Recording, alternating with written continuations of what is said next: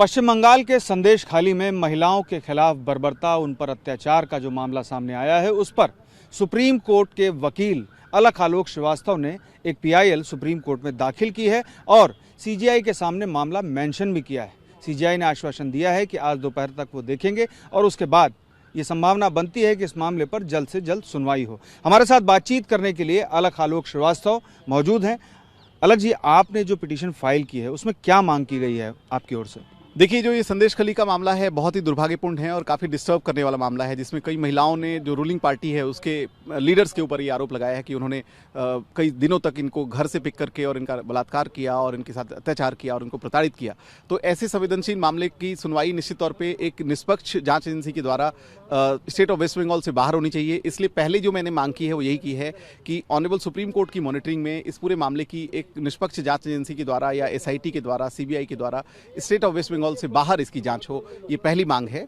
जो दूसरी मांग मैंने की है वो ये की है कि पिछले वर्ष हमने देखा था मणिपुर के मामले में जिस तरह से honourable supreme court of India ने बहुत काइंडली इसका कॉग्निजेंस लिया था और एसआईटी गठित की थी इसकी जांच के लिए, और साथ ही साथ एक 3 ऑनरेबल हाईकोर्ट के रिटायर्ड जजेस की कमेटी बनाई थी कि इस मामले की जांच हो। उन सर्वाइवर्स से मिलने को बोला गया था कमेटी के मेंबर्स को कि आप उन पीड़िताओं से मिलें, उनसे समझें और जो भी गैदर किया सकता है इन्फॉर्मेशन या एविडेंस वो गैदर करें। तो मणिपुर वाले केस की तर्ज पे ही मैंने इस केस में ये रिक्वेस्ट की है, संदेशखाली के केस में रिक्वेस्ट की है कि इसमें भी एक 3 जजेस की कमेटी बने जो उन सर्वाइवर्स से मिले, क्योंकि प्रॉब्लम ये हो रही है कि वो लोग इतने डरे हुए हैं कि वो बिल्कुल भी खुल के बात नहीं कर पा रहे हैं, अपने ऊपर लगे आरोपों को भी बाहर सामने नहीं रख पा रहे हैं। तो कहीं ना कहीं एक हैंड होल्डिंग की जरूरत है और इसके लिए मैंने एक जजेस कमेटी की भी रिक्वेस्ट की है। साथ ही साथ मैंने मुआवजे की मांग की है। मैंने इसमें जो पुलिस वाले हैं जिनकी गलती है, जिन्होंने अभी तक कोई एक्शन नहीं लिया इस पे, जिनके खिलाफ जिनके पास कंप्लेन लेके गई होंगी ये महिलाएं और फिर भी उन्होंने एफआईआर रजिस्टर नहीं की, तो उन पुलिस वालों के खिलाफ भी मैंने कहीं ना कहीं कार्रवाई करने की मांग की है। राज्य सरकार और मुख्यमंत्री ममता बनर्जी इस मामले में सीधे तौर पर जो आरोप लगाए जा रहे हैं उनका खंडन कर रही हैं, खारिज कर रही हैं। उन्हें क्या कहना है आपका, जबकि वो ये कह रही हैं कि वो आरएसएस का गढ़ है संदेशखाली और वहाँ पर ऐसी कोई भी घटना टीएमसी के किसी मेंबर के द्वारा नहीं हुई है?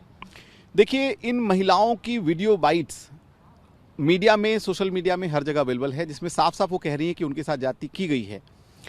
कल इंडियन एक्सप्रेस ने एक रिपोर्ट पब्लिश की थी जिसमें इंडियन एक्सप्रेस ने बताया था कि इंडियन एक्सप्रेस, जो कि काफ़ी एक रेपुटेड न्यूज़पेपर है, उसने खुद 5 ऐसे पीड़िताओं से बातचीत की और उन्होंने माना कि पीड़िताओं ने ये बताया कि हाँ उनके साथ ये एक सेक्सुअल हरासमेंट, मोलेस्टेशन या जो भी है वो किया गया है।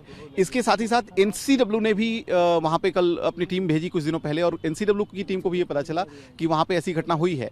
तो ये कह देना कि वहाँ ऐसी कोई घटना ही नहीं हुई है, इसी से साफ पता चलता है कि स्टेट मशीनरी के पास इस घटना की जांच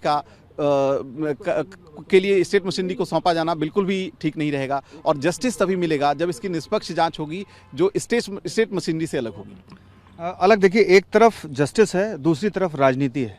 राज्य सरकार का ये कहना है कि अगर केंद्रीय जांच एजेंसी या केंद्र की कोई एजेंसी जांच करेगी तो जाहिर सी बात है कि वो स्टेट के सरकार के अगेंस्ट काम करेगी। तो ऐसी स्थिति में जबकि आपकी ओर से भी सीबीआई जांच की मांग की गई है, तो क्या संभावना बनती है कि सुप्रीम कोर्ट इस मामले में मणिपुर के तर्ज पर एसआईटी का गठन करे और इस मामले को आगे बढ़ाए? देखिए, तभी मैंने न तो सिर्फ सीबीआई बल्कि मैंने सीबीआई ऑब्लिक एसआईटी की बात की है। SIT duly constituted by honourable supreme court of India. ये भी हमने कई बार कई केसेस में देखा है कि ऑनरेबल सुप्रीम कोर्ट ने एसआईटी खुद अपने अंडर में, मणिपुर के केस में भी ऑनरेबल सुप्रीम कोर्ट ने एक डीजीपी थे महाराष्ट्र के, उनको नोडल ऑफिसर बनाया था और पूरे मामले की देखरेख खुद अपने मॉनिटरिंग में इसको रख के इसको आगे बढ़ाया था। तो अगर कहीं ना कहीं सीबीआई के ऊपर कोई क्वेश्चन आता है तो, क्योंकि इस मामले में मैंने ऑनरेबल सुप्रीम कोर्ट की मॉनिटरिंग में ये मांग की है जांच की और साथ ही साथ एसआईटी के द्वारा भी जांच की बात की है, तो कहीं ना कहीं इस मामले की निष्पक्षता को बरकरार रखने के लिए ऑनरेबल सुप्रीम कोर्ट के द्वारा एक निर्णय, सार्थक निर्णय इसमें लिया जा सकता है। एक अंतिम सवाल मैं करूंगा अलख आपसे। आज सीजीआई के बेंच के सामने आपने ये मामला मेंशन किया और उन्होंने कहा कि आप मेल भेजिए, हम देखते हैं दोपहर तक। क्या संभावना बनती है कि कब तक इस मामले पर सुनवाई होगी? देखिए, मुझे लगता है आज शाम तक हमें इस पे एक डेट का या टेंटेटिव लिस्टिंग की डेट का पता चल जाना चाहिए। जहां तक मैं तो चाहूँगा कि आज या कल भी एक स्पेशल बेंच कॉन्स्टिट्यूट करके इस पे सुनवाई की जाए, क्योंकि मामला बहुत संवेदनशील है और जो वहाँ पे एविडेंसेज हैं उनको कहीं ना कहीं प्रोटेक्ट और प्रिजर्व करने की जरूरत है, जिसमें एक अर्जेंसी है। लेकिन अगर ऑनरेबल सुप्रीम कोर्ट के ऑफिस के द्वारा जो भी निर्णय लिया जाएगा, मुझे लगता है उन विक्टिम्स के इंटरेस्ट में ही लिया जाएगा और शीघ्र से शीघ्र इसकी सुनवाई होगी।